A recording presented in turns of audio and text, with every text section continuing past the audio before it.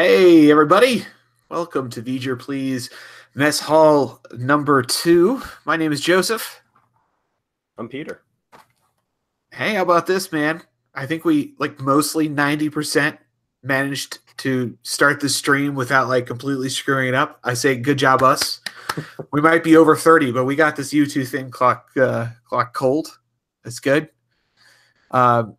If you are new to the show, Peter and I like to do these things because honestly, we could talk for probably 2 or 3 hours at a time about Star Trek, and we got other things to do with our nights. So we got to keep our episodes to an hour, but it gives us a lot of material that we don't get a chance to get to, and thoughts that we want to kind of go on tangents about. So we like to have these periodic live streams where we can flesh out some talking points that we didn't get a chance to go over in the episodes, and then engage with all of you, the audience, because we know some of you like to ask questions, get involved, and we actually really like that too. So that's what this is about.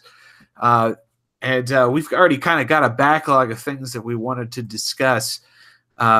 Peter, you had a hot one you wanted to start with. Well, I already see comments as to who the mystery person behind you is. You might as well give her a shout out. Go for it. It's your wife. You introduced your own wife. Oh, I'm sorry. I thought Casey was there. Stevie is actually behind me. She has soldiered through, I would say, 90% of the episodes that we've watched to date. There's only been a couple where she's like, "I'm gonna leave you handle this one on your own." She couldn't get herself all the way through the second part of Future Sound. She's like, "Nope." After 10 minutes, it's like, I've had enough. Spoilers. Shocker, it's not a good one. Yeah, she's looking over with bemused disdain for a reason. Yeah. But she's actually, I think, enjoyed the show more than she anticipated, for the most part. So I'd say that's an overall victory. Possibly. But you said Casey had started watching a lot of the episodes. Yeah, no, she gave up again. She said, "Let me know when 7 to 9 gets in, and then I'll pay attention." That means she should be joining you sometime this summer. Is it really that deep in? It's the last episode of the season. Well, lucky for her, that's all the less suffering she's going to have to endure. I'm saddened by Casey not participating more, because she brought this core hatred to the experience that, if you'd ever met Casey, for any of you who hasn't had the opportunity, it's part of her being. And I mean that in a good way. And after she started praising Chakotay to your face, that's when I knew spiritually we needed her. And I can't wait for her to rejoin the effort. It's going to be a real uplifting moment for us all. Sorry, I got this new webcam. I'm trying to figure out. Oh, God! yes, you did. Oh, that's a technical malfunction on par with the holodeck malfunctioning. That's not Safety's good. Off. So we just got done. Peter and I have recorded an episode for Future 7 Part 2. That'll come out next week. We're taking a week off from doing regular episodes, doing this instead. I just needed some extra time this week, so I'm really busy. Couldn't edit anything. And obviously, 2 episodes in a row about a big time plot had us thinking a lot about time travel plots, time travel writing in Star Trek and other science fiction. As all of you will get to hear, we had a deep difference of opinion about something. I don't want to spoil too much, but I'll just say that the movie Looper is amazing. Mm-hmm. And they got us on the topic of how hard it is to do time travel writing. As a sci-fi trope, it's pretty kind of well known. I mean, I'm some a particularly famous sci-fi franchise is based on the concept, yet when you're trying to do hard sci-fi, Star Trek tries to aspire to be believable stuff, the concept of time travel just becomes a kind of an impossible farce. And they don't treat it with a prerequisite level of seriousness that you'd expect them to, considering the magnitude of what could go wrong if they did something wrong. Something that we brought up because while we were just chatting, Chakotay takes the idea of not using tricorders in the Space Spider asteroid very seriously, because any kind of technology could interrupt this precious ritual that they all do for their dead in this society. But they go on a time travel mission where they literally could step on a bug and alter all of known history to that point. And, the 24th centuries, they know it could no longer exist, and they just don't give a fuck. And I don't get that. There's nothing to get. I had a long conversation with one of our listeners during a car ride out to Milwaukee. The best time to talk about Star Trek. Yeah, actually, the most of the ride out there was the full history of Darth Maul and how he could fit into the current Star Wars properties. But anyways, there was a lot of talk about Voyager too, and sci-fi used to move a lot slower before the internet and everything else. And Voyager, really came into the cusp of the internet boom, right? Right, true. There's a lot of stuff we can look at and say, it's not really that great, because it was the first thing that did that thing. Like, you can go back and listen to the Beatles and be like, I don't really get what makes them special unless you were there when they first came out and you understood that, they were trailblazers. Lord of the Rings, I personally am not a huge fan of. I think it's boring and tropey or whatever, but like, it set the standard. It created those tropes. Right. When we start talking about time travel, or a lot of the things that Voyager dips its toe in, how much of this stuff do you think is something that they pioneered versus well-established genres that they meddled in, did so poorly? Well, when you're talking about, if you wheel it all the way back to the original series, you have to keep in mind a lot of those ideas came from the science fiction writers of the 50s and 60s. Hell, Harlan Ellison probably wrote one of the best episodes of Star Trek to this day, still one of the best, Sitting on the Edge Forever. And he was a guy who was fucking friends with Isaac Asimov and fucking knew L. Ron Hubbard and guys like that, like OG science fiction writer. And so Star Trek, the original series, clearly was the first kind of big network television show that tried to convey a literature level science fiction to a mass audience, trying to bridge that gap. So a lot of what we see on TV that have become kind of tropes was from that. But as you get deeper into Berman era Trek, clearly all of those bridges have been crossed multiple times, and other shows come along. Someone in the chat, let's see, James, I mentioned Babylon 5, and there's a number of other like syndicated science fiction television shows at the time of Voyager that were out there and well established. So, I get what you're saying though. Like, we like certain things in the context of them being trailblazers, even though qualitatively in 2018 they may not be great. And 2019 it might not be. Time has no meaning, I think, after your mid 30s. It's just another day closer to the grave. Mm-hmm. Hashtag real talk. Well, what I'm getting to is, and it's going to play into a bigger part of the ship in the bottle nature of Voyager. Every time you cross a bridge, you educate the audience. When I say audience, I don't mean just Star Trek fans or just Babylon 5, but sci-fi and viewership as a whole, right? If you went back to the early 80s, talking about VR would be a very difficult concept to establish. And your initial story is going to be pretty shallow, because you're going to spend a majority of your time establishing the technology, like Lawnmower Man, right? Right. And the actual meat and potatoes you're trying to get to is going to be the minority of that. Think of a big piece like The Matrix, right? Matrix really cemented for the US viewership what is VR, what is a trapped collective consciousness, what is the uprising of robots. And once you get a mass education out there, you're able to cut to unique stories in that play environment that much faster. Like, did Thaw come out before or after Matrix? It came out before. Matrix was in 1999. So yeah, I mean, maybe that's we always go back to Matrix because of Juggalo tech and its infinite applications and the perils of Voyager. But I mean that came off as simplistic, and we gave it a hard time. And what if this and what if that? Look back on how much of the episode goes into just establishing what is this virtual menagerie that these guys are caught in. And time travel, I think, is one of those things, especially with Back to the Future. You're dealing with a very canny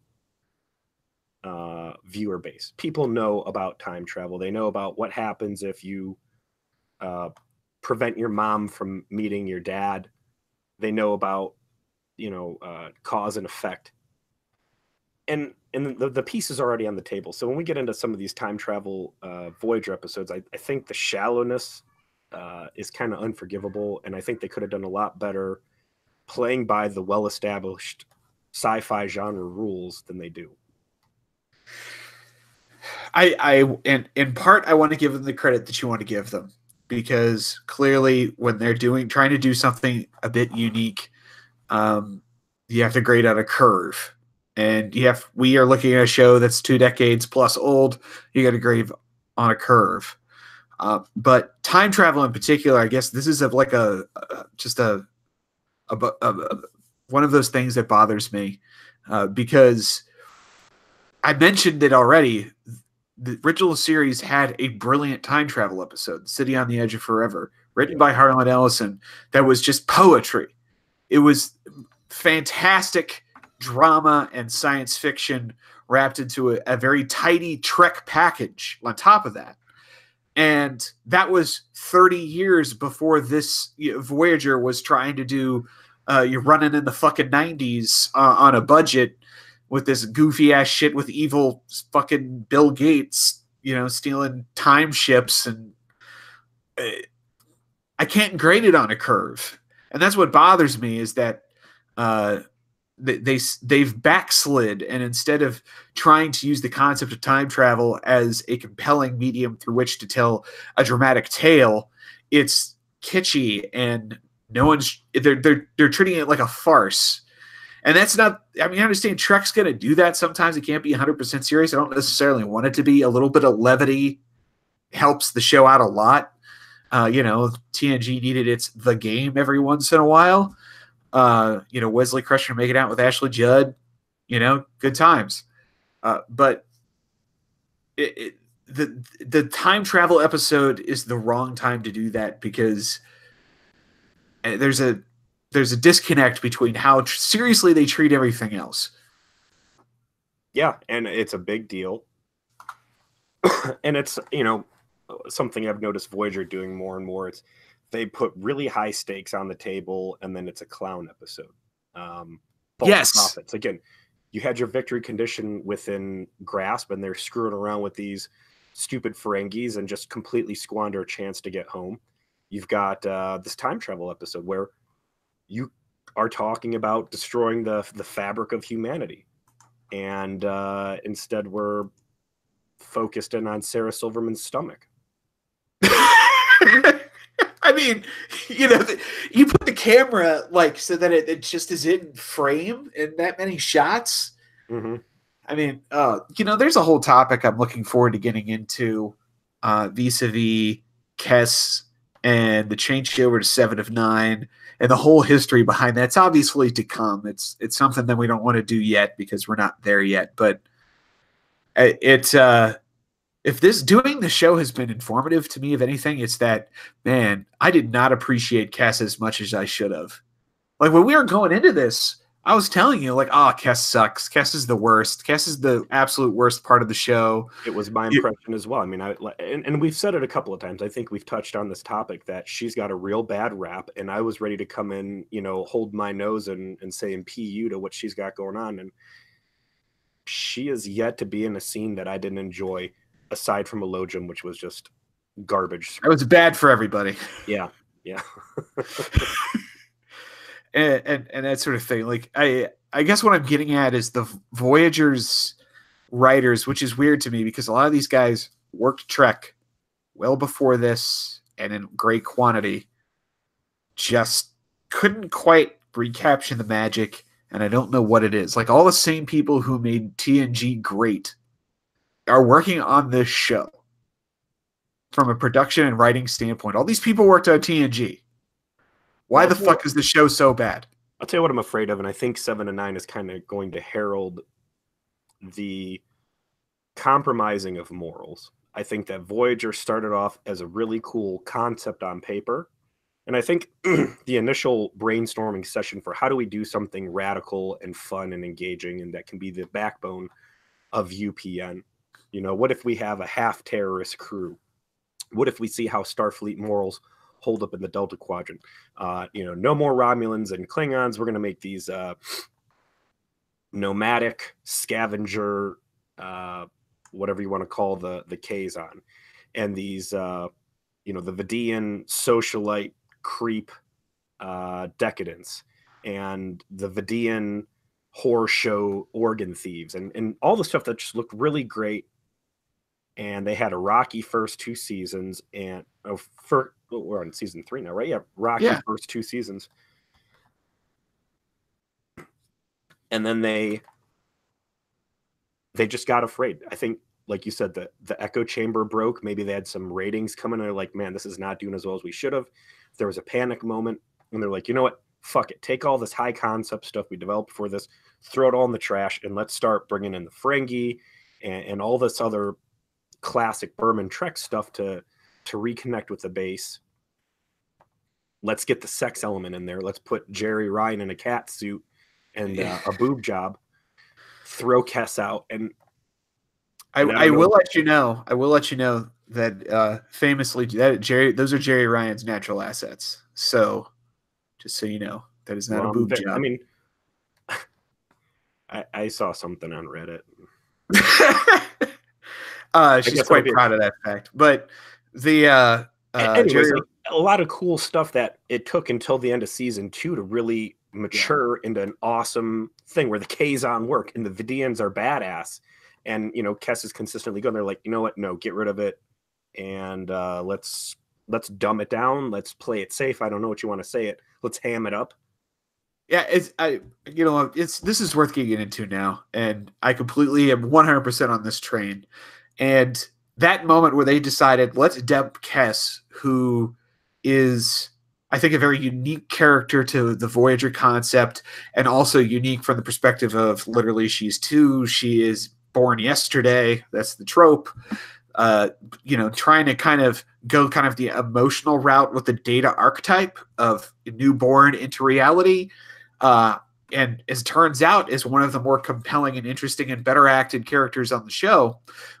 And they decided to dump her in exchange for the hot Borg lady. Now, I don't want to devalue Jerry Ryan as an actress because, quite frankly, she winds up being great as an actor on the show and has some of the best episodes in her part of the show. But so it's a happy accident. Yeah, but that's not why they fucking hired her. That's not why they did it. That was like they got lucky. And it goes to show how little the producers thought of the people watching the show. And this is a strangely compelling point to make in 2019, which is why I ultimately wanted to talk about it, is that the producers thought so little of Trek consumers that they thought, oh, you know what these fucking nerd boys want? They want a hot set of titties in a skin-tight jumpsuit. Let's go get that and dump this character that's complex and interesting, and just we'll put this over here and we'll put this on a pedestal. That's obviously what they want. No, it's not what people watch Star Trek for. It never was, and it never has been. And I'm not quite sure how the producers became convinced of that trope. I'm not sure how the media sometimes becomes thinks that trope. Like, Star Trek has been something that smart people have liked, even though it had its roots in something really campy. And it has to do, like what we said about it being some of the first mass market science fiction that used, really kind of deep plots from storytelling. Yeah, from science fiction literature. I mean, famously, Trek was woke before woke was being a thing. I mean, in the '60s, they had, women of color and as officers on the bridge, interracial kiss, like all kinds of, like integrated crew. Like, holy crap! 50 years ago, that was a huge deal. 60 years ago, whatever, and all of that stuff. Like the Trek fanboy has never been, yo boobs, let me see them, ever. Yeah. And for whatever reason, that's what the Voyager producers thought they needed to do there. How, we talk about the feminine voice in this show, and sometimes it really works well, like Janeway and Torres describing Chakotay's downfall and his strengths in the mission where he goes rogue, and then sometimes it completely misses the beat, but they always try to have it there. How do you have a show that at times, under the Jerry Taylor direction, feels like it's being designed around middle-aged housewives, and then you say, you know what, we're going to go with the 7 and 9 angle? Is it an abortion of that as well, or do they continue? Well, you got to remember, Jerry Ryan left. Oh, does she? Yeah, so it's probably part of the reason why that change happens. Yeah. I think while we're on Kess, though, I want to throw out there real quick. Did you ever watch the Men in Black, the animated series? No. It's awesome. It's really good. It's kind of done in the same vein as Aeon Flux was. But Jennifer Lean, I was watching it the other day. I was like, man, I recognize that smooth voice. And yeah, she voiced Agent M, I think. I don't know, the lady who's the coroner from the first movie. She's in it, and I thought that was cool that she had some additional acting chops under her in the fun animated. But not quite gargoyles with the old TNG crew, but well, that was because of Rick Berman. I don't know if you knew that, but Rick Berman produced Gargoyles, really. And so that's why he got all his homies from TNG, to do voices in it. So that's why Marina Sirtis is in it, Michael Dorn, and all that. That was the Rick Berman hookup. But Jennifer Lean is great in the show. Her actual acting ability is, I think, significantly better than some of her co-stars. So what happens that they get rid of her? Or do they ask her to leave? Does she get kicked off for reasons? Is it just a parting of ways? There's a plot that builds into this. We've already seen kind of part of the reason why she'll eventually leave. That will continue to build, and then there will be a payoff. So that's the IC, but out of character reason, I don't. I'll research it when we get close. Yeah, research. I think it was a parting of the ways. Hey, we're going in a different direction. I don't think they necessarily made the call at the beginning, at the end of the third season. I think they made it at the beginning of the fourth. After thinking on it, because they introduced 7 and 9 in the last episode of the third season, and then Kess isn't gone until I think the second episode of the fourth season. So there's a little bit of crossover. We got a comment I want to read out here real quick because it made me laugh. How did they manage it in the writing room without Killjoy Jerry Taylor? I can't explain Jerry Taylor's inability to she got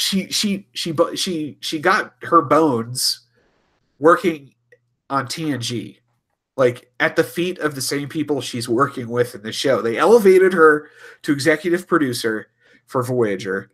And so, this definitely was a step up for her, but she's still working with Piller and Berman, who she worked with on TNG. And I don't know, was it really just the writers they had there that were just that much better? And some of them are in DS9 and they're just not part of this experience. I think it all goes back to the echo chamber that you mentioned, that we've talked about before, and that bad ideas weren't being called out because nobody wanted to sacrifice their career trajectory or brownie points, and we get what we get a lot of the times. You got magic of Netflix on this list of potential topics, Peter. This is a big one for me. I give a lot of shit to this show about how poor the continuity is between the episodes, how reluctant it is to talk about things they've already done, and little throwaway lines like the Doctor in Future Zen Part 2 casually saying, oh, I had a database crash recently and I'm still rebuilding it. becomes a big thing because it's so rare. I'm sitting there watching Thomas the Tank Engine with my daughter, the George Carlin narrated one, and it's blowing my fucking mind because every episode directly plays off of what happened before. And I'm like, why does Thomas the Tank have better story arcs than Star Trek Voyager? And I put a lot of work into thinking about why they made the choices they did, and I realized that you and I have this gift of technology that just wasn't available back then. You and I can sit down and we can binge Star Trek by buying the DVDs off eBay for super cheap, renting them from the library. You can buy episodes off iTunes. You can go to Netflix, which is basically, basic cable at this point, and just watch them all in one night. I don't know if they're on Hulu or Amazon or whatever, but it's all out there whenever you want. Back in the 90s, man, you were lucky if you could remember to set a VCR. And if you didn't, and that episode aired, that was it, man. You were hosed, and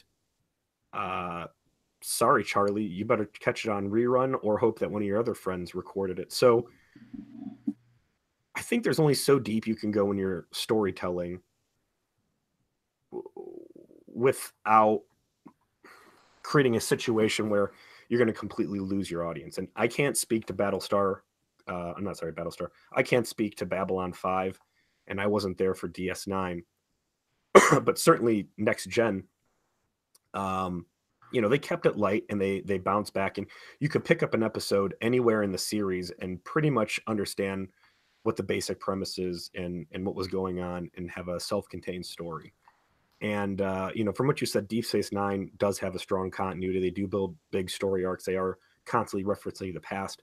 If UPN really was building this as each show to be a capsule that could be consumed by anybody at any point, anywhere, I can understand why the storytelling can be as shallow as it is. And I think it's the network nature of Voyager. We haven't talked about this probably almost since the beginning of the show, but it's worth reminding ourselves.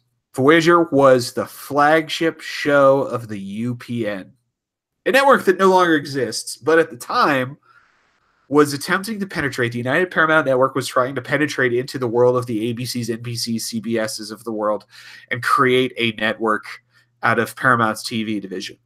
And Voyager was a huge tentpole program that they were producing. TNG was syndicated. DS9 was syndicated. Babylon 5 was syndicated. These shows were produced basically for purchase by local television affiliates to play whenever they felt like playing them. And, they could get away with more because the TV stations would be like, all right, fine, we want more. We're going to buy more. It's popular here. That's kind of how success was gauged for them because that's where the revenue was coming from. The UPN had to get fucking Nielsen ratings. They had to make people tune in and week out, and they had to find ways to reel people back in. They couldn't make it as continuity dense as something like DS9, where they had kind of free reign. It was popular enough, people were buying it. The stations really didn't have a say. They just wrote checks. So CBS could just kind of do it however it is they wanted to do it. Not so much for Voyager. And so that's why I think we have a lack of strong continuity. That's why I think we get some of the kind of gimmicky ship of the bottle stuff so that the potential viewer of the show can watch any episode of it and not feel lost. That was probably important to them. As a byproduct of that also, I think that we end up with a dumbed down Trek that appeals to a lot of the lowest common denominators. I think that's why we have a lot of talking to the camera for the sake of talking to the audience and catching them up on things. And stuff like time travel, where there are very heavy implications that might take a while to re-explain to people. Instead of putting that effort in, because these are supposed to be one and dones, they just kind of glaze through it, have their fun, don't really worry about the consequences, because ultimately it's all going to be returned back to normal by the end of the episode. So it can, go out into rotation on a network for reruns, and nobody's going to notice. I wanted to tackle this next thing you had on the list because it's certainly come up recently, and I think it might dovetail into some potential hot takes about Discovery. But supernatural versus science. Yeah, this is a big one too. Yeah. And I like Monster of the Week. I like Gothic horror. We're old vampire role players. Oh yeah. When you watch a show like Supernatural on WB, there's all sorts of crazy stuff hidden behind a masquerade, things that the public just doesn't know about. And you say, all right, that's a ghost, and that's a vampire, and that's a zombie. But when you have Star Trek, like, how do you draw a line between what is supernatural and what is just a different creature type in this planet's ecosystem? And certainly we got into this with that last Janeway Spirit Quest thing, but when you have the technology levels that Starfleet does, what does magic look like when you put it under the microscope? I think there's a consistent way that Trek answers that question. I think the consistent way they answer that question is that there are clearly incredibly advanced beings in the galaxy, in the universe, whether they be the prophets from DS9, whether they be these entities that lived in and around this planet that they visit on the Hellmouth episode. But Trek has maintained essentially the perspective for the most part that these things, while they might be incredibly advanced and ascended and possibly impossible for 24th century enlightened space people to fully grasp yet, there is a potential that they can be grasped at some point. I think the episode we just watched kind of puts that in perspective, as do the Cube, believe it or not. I think they're a perfect example of something that is quote unquote magic, but clearly is not magic. Magic by our limited understanding, but to each other very rationally explained. Right. It's the Thor movie theory. It's that what you call magic, we call technology, because a suitably advanced society advanced to X point, this becomes technology, but to you, it's so far advanced it appears to be magical. And that is like Trek's theory, I think, on things that are quote unquote supernatural. What was that episode with Janeway and Kes getting hit in the face with a portal? What was that called? Obviously, I was the one who liked it. I can't even remember what the actual name of the episode was. Threshold. There you go. I wanted to bring the Q up during that, and I don't know why I didn't think to, because that, and again, this is the problem with the Q, is you can't tell a story like Threshold without thinking about the Q. Okay, there's the gods and the spirits who, are a higher level and plane, and we believe in this stuff at whole hog, and the respect and reverence that Janeway ends up giving that concept by the end. But then you throw something like Q in that checks all those boxes, if not more, and every starship or every Starfleet captain just seems to be like, oh yeah, this motherfucker, this guy is just a problem, he's a pain in the ass, and off you go. The Q episodes and the Q concepts throw such a curveball into Trek.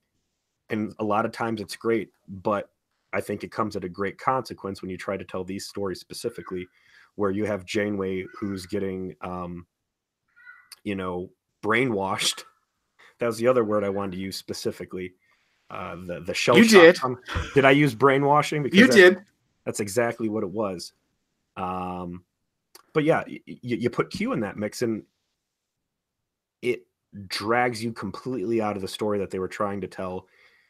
And why she's showing this reverence for these guys when Q's all that and more, and they just shuffle it off. Q is in TNG a very important force because he's clearly like representing a I don't want to say trickster god. I think that's overplayed at this point, but he likes humanity, he likes Picard, and he wants them to succeed in essentially potentially evolving and someday succeeding the Q. I'm telling you, man, that canon we wrote up where they're like the temporary guardians of the galaxy waiting to be relieved of their post. Right, like that all makes sense, and so that show kind of being a beginning, middle, and eventually end that is buttressed by trials that Q puts Picard as a proxy of humanity through makes perfect sense. But the problem is when they start trying to use him in these other circumstances and explain too much. We went through all that when we did Death Wish, but I think to dovetail this into Discovery, so if you've not heard me talk about Discovery in other episodes because you're new to the show, I find that show to be insulting deeply to Trek in the first season. I hated it. I watched it all because I had to know, but it wasn't just bad to me, it was insulting. Peter liked it.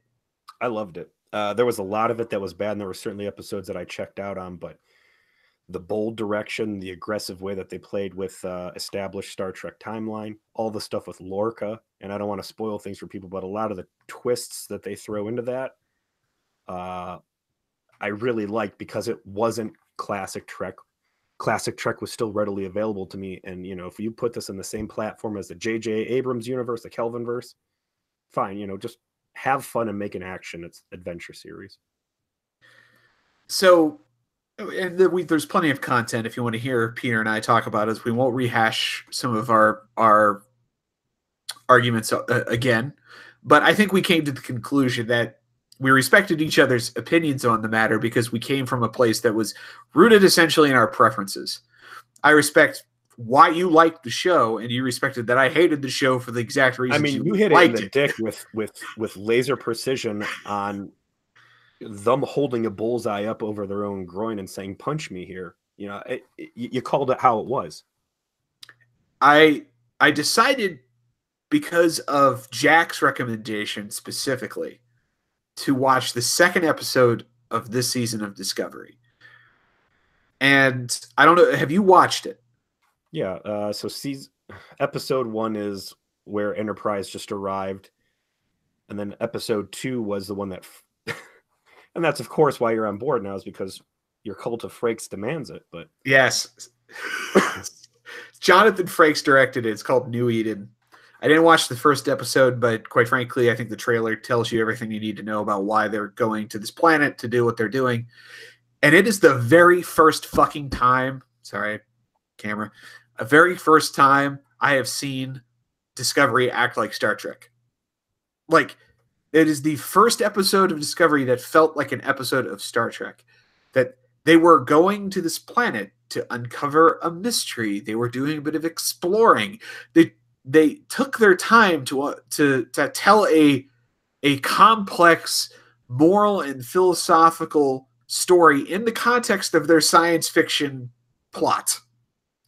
And I was shocked and amazed that they finally figured out that they should just make episodes of Star Trek and that people might like it. It wasn't... Oh, and it was shot beautifully, by the way. Like, it's this whole episode that takes place on a planet that, again, I don't want to spoil anything since it obviously just came out, that has a very clear spiritual bent. And there's a really interesting reason as to why and how it's evolved that way. And the solid Tricks camera work makes an appearance. Let me ask you this real quick. How has the audio been as you watch it? My home, I've got a 5.1 surround sound. And these first 2 episodes, they move so breakneck in covering points through dialogue, explaining uniform changes, stuff with Spock, what's wrong with it.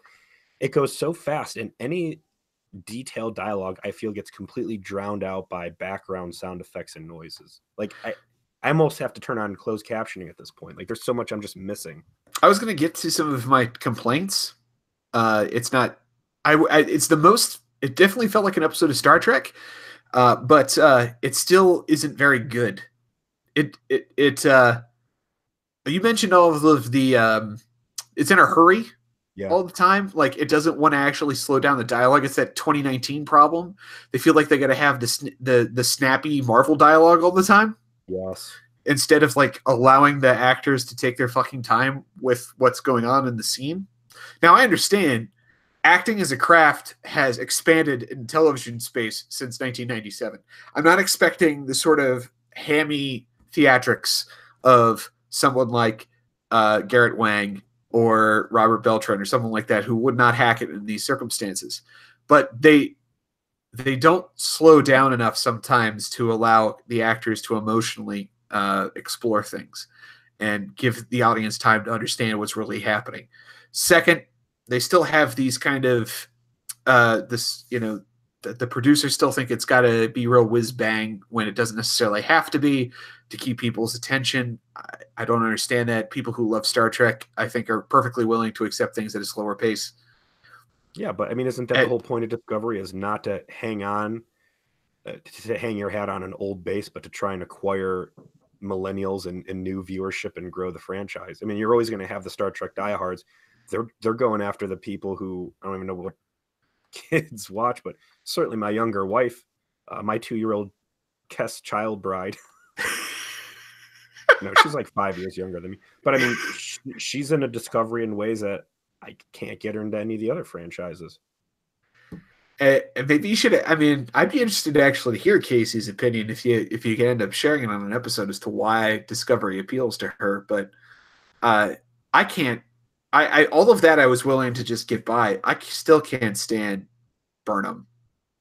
I think the show might be onto something if it got away from Burnham and allowed some of like Saru to be more the main character, or Tilly. Actually, I like her too. No I think like, way, dude. I can't stand her. Like she's this season especially. I'll take Tilly 10 times out of 10 over fucking Stamets. I can't. Stamets is, God. Stamets. He's the engineer.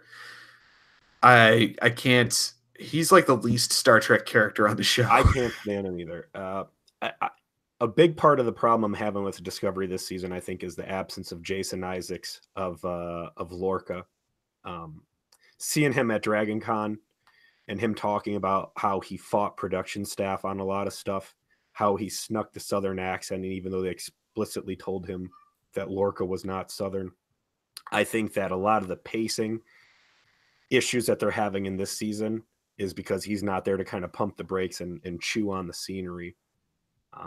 I like Anson Mount as Pike.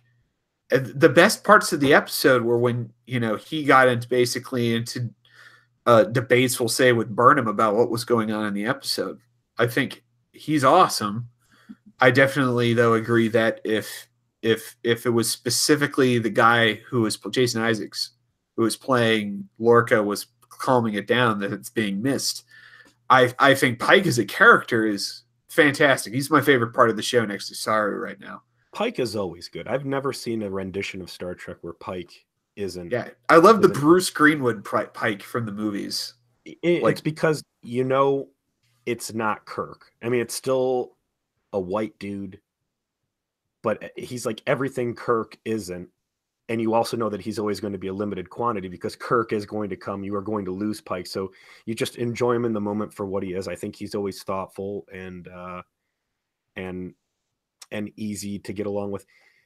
Them fleshing out Pike and saying, oh, my father was a science teacher, but he was also a science or a religions teacher. And it caused a lot of conflicts in the house. Like them making Pike into the advocate of organized religion essentially for that episode. I was kind of like, I liked, though, like the rationale Pike was taking was not these people have a belief that's true and like I'm religious. He's respecting religion as a societal, social glue. Yeah. And I share a similar opinion personally in regards to religion. So it's why I think I really ended up coming away from the episode with a more positive impression than I think you did, and why I ultimately was the first one I watched that didn't infuriate me. I still think the show isn't going to be very good because obviously the underlying issues. I don't like most of the characters. I don't like most of the way they produce it. I think I use this term very, very sparingly, but Burnham is absolutely positively the worst fucking Mary Sue I think I have ever seen. And it gets so frustrating watching the show bend over backwards to always portray her as the perfect hero who's going to do the right thing and figure out the problem at the end. I don't think you're wrong. I also think that she has a lot of potential to be a great character. I really like the early episodes in Discovery season 1 with her. The only thing I liked about him was that she like came from this place. She made a terrible mistake. Yeah, well, and I thought they were going to go somewhere with that, and instead they just overcorrected into making her fucking perfect. I like that she was a black female with like this logic Vulcan bend. They did a lot of cool stuff with her up front, but yeah, her being the perpetual Mary Sue, good guy, save the day thing, it gets old quick. And it's like I don't even think Rey from Star Wars is as nearly. I would not consider that character a Mary Sue. Just to show you how high my standards are for that phrase. Yeah, like Rey is just a potentially interesting character that got tragically underwritten by her first director, and then the entire story kind of got fucked into the dirt by the second one. Like there was stuff that was going on there that was interesting. That character is not a Mary Sue, but they have developed Burnham into this Mary Sue character that the show would be so much better if it could just be liberated a little bit and focus on some of these other people on this ship, kind of how they do in other Trek, where you get Tom Paris episode, or you get the episode, that sort of thing. They absolutely have to be doing them. Like I said, in the first episode of season 2, Pike gets on the bridge and he's like, all right, well, go around the bridge and everybody introduces. Yeah, roll call. As it turns out, none of you guys even have names after an entire first season. Like, robot lady, who are you? Not that they answered if she is actually AI or what yet, but yeah, everybody had to go around the bridge and say, oh, my name's so-and-so, because the first season was so Burnham intensive that all of the rest of us were just background images. I don't want to spend too much more of our time on Discovery. It's the only bit of it I've seen in the second season. I don't know if I'll watch any more, but that was decent. You wanted to touch on Tuvok in a do-rag? What'd you have to say? I think we touched on it quite a bit. By one of our listeners out on the trauma support group. He wanted to talk about Tuvok and a do-rag, and I will say that the wave cap Tuvok inspired a very large conversation at work where we tried to figure out, how do you actually spell do-rag? I don't think that was ever a word I ever saw in person before. I went to many of my black coworkers and I was like, hey, you know what a do-rag is? They're like, yeah. I'm like, how do you spell that? And they're all just like, According to Google, it's D-U-R-A-G. The Tuvok and the do-rag and the costuming choices that Tuvok makes in Future Zen Part 1 and Part 2, we put a fair amount of conversation in our coverage of Part 2, so I don't want to get too deep into it. But yeah, turning him into like hip-hop Tuvok or Tupac was stupid. You could have put him as some sort of religious guy wearing a turban or any sort of... I mean, there's a lot of religious headdresses out there for someone who is reserved and logical. Turning him into a street thug, like, I don't know if that was maybe his choice. Like, he really wanted to go balls deep on 96. That might be why he's all about the burritos and chili dogs for breakfast, because he just doesn't give a fuck. This is his holodeck adventure. Occam's razor. They looked at a database of what people dressed like in LA in 1996, and they found an image of a dark-skinned man and looked like that, looked like Tupac. And so they're like, okay, I'm going to dress like that. I mean, that seems like the most logical reason why. Is they have a database, no judgment. It's just the way it looked, right? All right, that's what we're doing. Let's go. I mean, I think it fits. It's exactly what space people for 400 years in the future would do. It's like, all right, this is what they look like. It's what they look like. Let's give this a go. Footage from these LA riots, and yeah, yeah, this looks good. A lot of people wearing this device on their head. Okay, what else we got here? We got, is Voyager better than The Last Jedi? Yes. moving on. Like, I have enjoyed episodes of Voyager. I enjoyed absolutely nothing whatsoever about The Last Jedi, except when it ended, and I got to express my discontent. Yeah. I think I could do a whole podcast about all the I think problems the with The Last question in Jedi. our audience was actually, is Voyager better than the prequels? That's a more difficult question. What's your take on that? I'm in prequel memes on Reddit, so I've been getting a lot of Obi-Wan, and there's a lot of good Star Wars set in the fall of the old Republic, but most of it's animated series and whatnot. Are you familiar with the Chronicles of Obi-Wan, the fan cut where they cut out all the Jar Jar Binks and boring shit, and it's just following Obi-Wan Kenobi through the 3 prequels? I am familiar with that. I've never seen it though. I there's some really good Star Wars stories in those first 3 movies, but I think they're both the same. I think they're both victims of the 90s. I would buy that. I think that Voyager might be better than the prequels because I can point to specific episodes of Voyager that are good, complex storytelling. I can't really say that about the prequels, but the prequels was only 3 movies. This had a lot more opportunity. So hard to say. I also just like Star Trek more. So bias there for me. Star Wars was always my like backup fandom comparatively. And that probably impeaches my perspective. I think ultimately any TV series is going to be better than a movie because you're able to tell very deep stories. And, this all comes in the face of me just saying how shallow encapsulated Voyager was. But, in a series, you can really get in the nitty gritty and touch on all sorts of different stuff. In a movie, you've only got that 2 hours to tell a story. And if the details make it in, great. If not, whatever. But I think that the prequels get a lot of unfair hate, and there's some good stuff out there. I want to point out, how do you say this guy's name in chat? I don't want to butcher it here. Armanida? Oh, Ara, yeah, no, I see who you're talking about. Yeah, there's someone that shared our old hobby. Oh, R is the name. Yeah. There's a good point there. Spock wore a strip of cloth when he went back in time.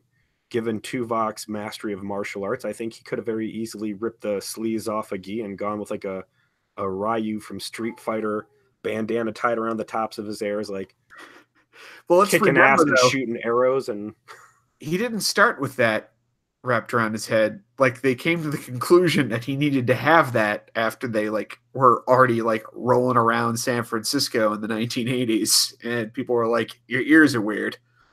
So, he was dressed in a bathrobe. He just got done getting his soul put back in his body. Mm-hmm. So, there's a topic you had here, Peter, that I think would be a good one to end on. It's very Trek. And that is, why would your planet not want to be in the Federation? What are the downfalls of the Federation? What kind of resource commitment do you have to make to have membership? So, good point. What reasoning would anyone have to not want their planet in the utopian super democracy that is clearly the best option when it comes to interplanetary governance in the Milky Way galaxy? Why wouldn't you want to be part of that team? Like, certainly if you have some sort of authoritarian government that is self-serving and the leadership cast does not want to give up the helm, and they don't care about, what Joe Blow out in the street had to eat for dinner tonight to try and survive. But beyond that, I mean, if you take your average planet that seems to have its shit together, like maybe the idea of moving away from a materialistic society, of losing your station afforded to you by wealth, scares you guys, and you're like, no. Is there like a galactic combine aspect to the Federation? We're like, hey, cool, you join on with us, you get access to replicator technology and Starfleet protection and all this other stuff, but also we're going to be setting up these big water collectors, and we're going to you know, drain precious resources off of your planet and mine stuff because we've got a we've got a galactic organization to run. I like what Mike and I had to say here. If you join the Federation, then perhaps you immediately become the enemy of all of the people against the Federation. Well, So absolutely. I can see where a planet might be like, listen, it's not that I don't like you guys, it's just that I don't want to have to necessarily fight the fucking Romulans or deal with the Dominion or the Cardassians Yeah, or you know, even the Klingons. if I join on with you guys today, um, this planet is ours, and we've got our history. And tomorrow we're on the edge of a new neutral zone, and 2 weeks from now, Federation diplomats might have said, "Hey, you know what? This is actually Cardassian territory now, and we all have to leave."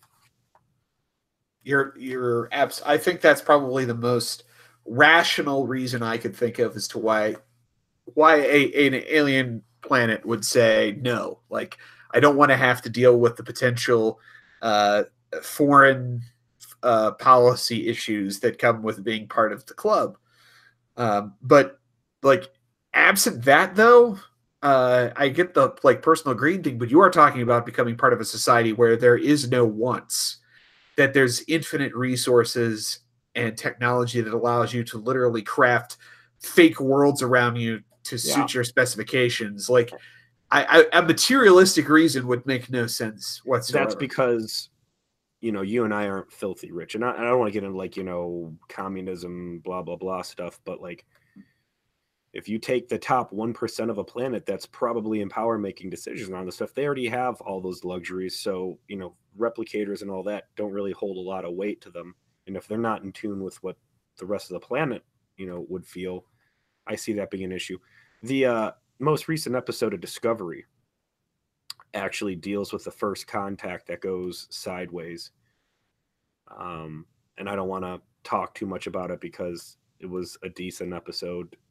But this has been on the list or on my list of things to talk about for a while. So it was just kind of good timing that this Discovery one came around. But I think you could have some very weird core tenets and beliefs that just don't jive with the Federation.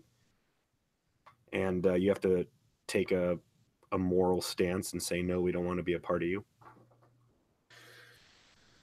Last thing here, I was thinking that'd be the last, but there's something that James wrote here about Prime Directive, and that reminded me of something we talked about when we did False Prophets. We promised ourselves we would bring it up when we next did a mess hall, which is the headcanon that got laid down in False Prophets was actually explicit canon, was that only the Federation binds itself to a concept of the Prime Directive. So the Ferengi don't. And the implication was that other races, major races in the Alpha Quadrant, don't. We've talked about this heavily. All these opportunities and all the things that we see Voyager squander because of Federation principles and Starfleet doctrine, when Janeway chooses to acknowledge it, if it's the Klingons in there, bend over and grab your ankles and hope that you got enough space, Loop. And probably the same with the Romulans and everybody else. So, the space is infinitely big, and certainly in the Star Trek universe, there's a lot of intelligent life out there, and woe be to anybody who ends up being too close to Romulan or Klingon space, because you're probably gonna have a really bad time, let alone the Borg and all that other shit. And what I wanted to bring up specifically to bring us around to our first topic is there's a temporal prime directive. The Federation has bound themselves to that. Not only do they not interfere with other cultures and their natural evolution, they do not interfere with timelines, right? This is right back into that bad storytelling regarding time travel. I don't think this was necessarily bad storytelling idea, but it takes them way too long to start to explore the concept that not everyone necessarily plays by those rules. Like, they have the temporal prime directive, and clearly time travel was possible in the 23rd century, let alone the 24th century, even if it was a little bit, risky to do. I mean, there's so much opportunity for them to have explored at some point the idea that, kind of as a to relate this to our vampire days, that like even the Sabbat were like, okay, let's just not tell everyone vampires are real. I think we can all agree that's a good idea. It's like, okay, let's all not mess with time. Okay, like we can all get fucked if we all start messing with time. So none of us are going to mess with time because that's the one thing that could just get out of hand really fast. Yeah. And then they don't really do that. Like establish like these kind of galactic rules for things. Like the Prime Directive, I can see where the Federation kind of hamstrings themselves and everyone else laughs at them as they walk by and exploit these lesser races and that sort of thing. But the time thing, it makes no sense to me that it took them till fucking Enterprise to even broach the idea that time is something other people are fucking with. Well, like I said, I mean, you start getting into a super high concept. It's hard enough to tell a story in a 45-minute time slot and to dedicate as long of an arc to fleshing something out as it's going to take. I think Enterprise, was probably the right place to do it because, as much as you say Voyager is the unloved bastard child of Star Trek, you're going to have just as hard of a time, if not harder, finding people who prefer Enterprise over it. So yeah, you got plenty of space. You don't got a lot of eyeballs on it. Go wild. Well, I think that wraps up all of our major topics, and we're at about an hour. So that dovetails nicely. Did you have anything else you want to discuss, Peter? I want to talk about the craft services battles. Okay. That was the one story I didn't get to bring up that they talked about during the Voyager panel at Dragon Con. No shit. You're kidding me. They had craft services battles. Well, so Deep Space Nine and Voyager were filming at the same time. There's overlap, right? Right. And they're in separate studios, but the guys would come over and BS with each other, and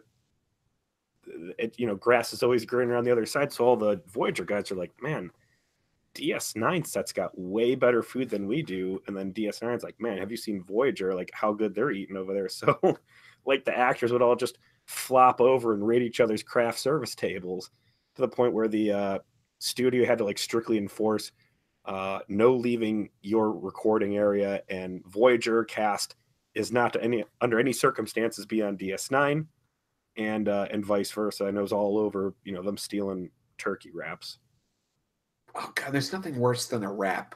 That's one thing I'll completely agree with the guys that do The Greatest Generation. They have this whole bit. They talk about the worst part of a craft service table are wraps, cold wraps. I don't understand. Like it's like just a shitty sandwich. I like them.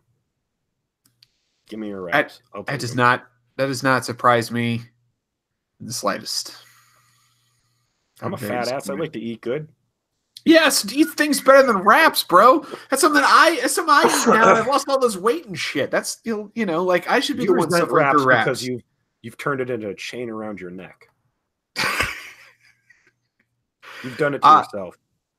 So we appreciate everyone that's come along. I think we got up to double digits this time, here and there, with people following along, which is a distinct improvement. We appreciate everyone in chat. We hope we've discussed some things that are entertaining and interesting to all of you. We appreciate your continued support of Vger, please. I want to throw in one other thing real quick. I'm looking through the comments.